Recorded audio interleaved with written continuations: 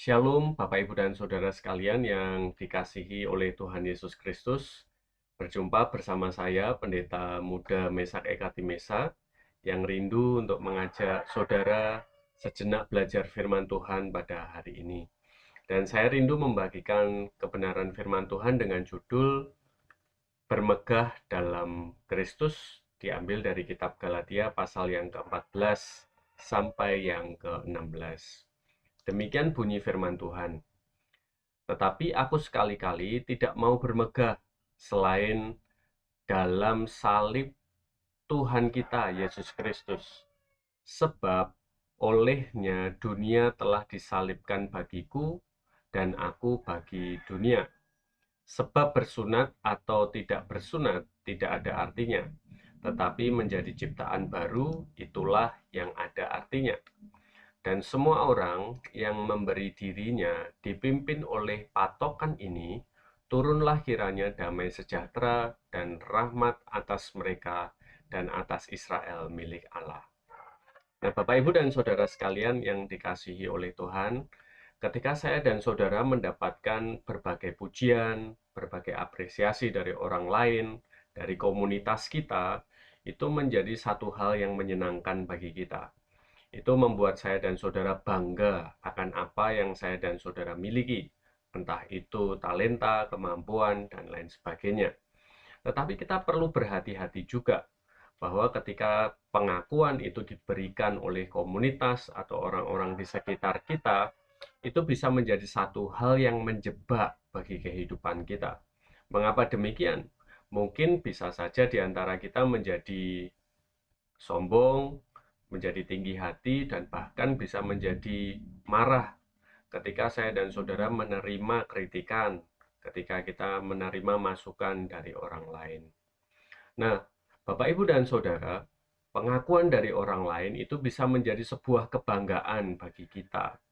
Tapi mari kita bisa melihat kembali sebagai seorang Kristen, sebenarnya apakah yang harus saya dan saudara banggakan lebih dari segala sesuatu? Mari kita menilik kepada kehidupan jemaat Galatia yang diberikan nasihat oleh Rasul Paulus. Rasul Paulus menegaskan bahwa kehidupan baru di dalam Kristus itu bukan di bawah kendali tradisi atau apa yang kita miliki yang mengikat kita, tetapi di bawah kendali iman. Rasul Paulus menekankan hal ini dengan begitu keras dan tegas bagi jemaat yang ada di Galatia. Karena pada waktu itu konteksnya adalah orang-orang Kristen di sana dibingungkan oleh guru-guru Yahudi bahwa mereka harus disunat, yaitu bagian dari tradisi, supaya mereka dapat diterima di dalam komunitas.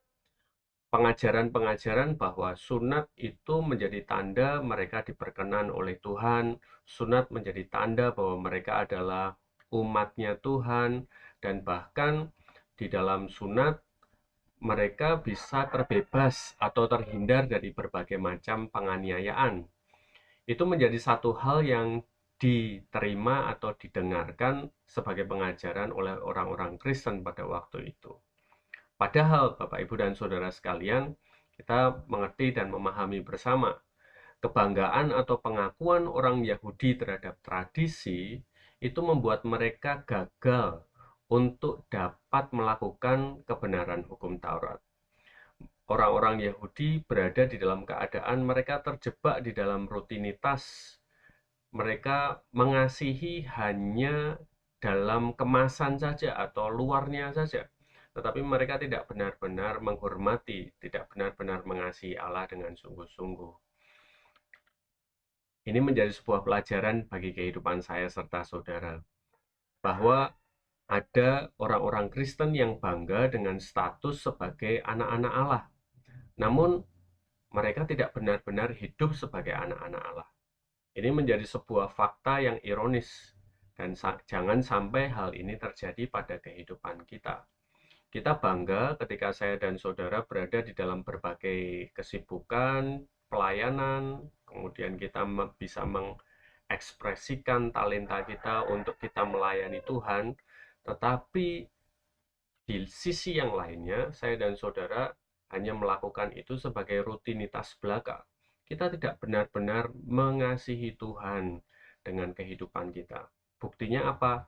Ada banyak pelayan Tuhan, ada banyak anak-anak Tuhan, rajin beribadah, rajin bergereja, tetapi juga rajin berbuat dosa, masih mengikatkan di dalam berbagai macam dosa. Nah, sebagai seorang Kristen, salib Kristus itu menjadi landasan kehidupan yang benar seumur kehidupan kita. Saya dan saudara tidak menjadi bangga atas apa yang saya dan saudara miliki, tetapi saya dan saudara bangga memiliki Yesus Kristus melebihi segala sesuatu yang ada pada diri kita. Lebih dari segala kemampuan kita, atau bahkan status kita sebagai orang Kristen. Saya dan saudara bangga memiliki Kristus, sehingga saya dan saudara hidup benar karena Kristus.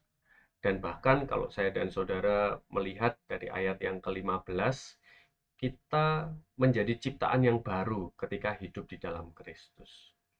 Banggalah sebagai seorang Kristen yang taat kepada Kristus dan dipimpin oleh Roh Kudus untuk melakukan kebenaran. Di ayat yang ke-16 dikatakan ada istilah patokan ini. Kiranya kebenaran firman Tuhan menjadi landasan untuk saudara hidup benar, baik itu di dalam gereja ataupun di luar gereja. Dalam kehidupan sehari-hari, kita menunjukkan jati diri sebagai murid-murid Kristus. Marilah kita bermegah dalam kesetiaan kita kepada Allah, berbanggalah karena saya dan saudara memiliki Kristus yang telah mengasihi dan menyelamatkan kita, dan mari kita meresponi dengan ketaatan dan kesetiaan kita kepada Tuhan melalui kehidupan kita yang berkenan. Puji nama Tuhan, mari kita akan berdoa bersama-sama. Terima kasih Tuhan Yesus buat kebenaran firman-Mu yang mengingatkan kami kembali sebagai umat Tuhan bahwa kami rindu untuk hidup benar, hidup di dalam kesungguhan.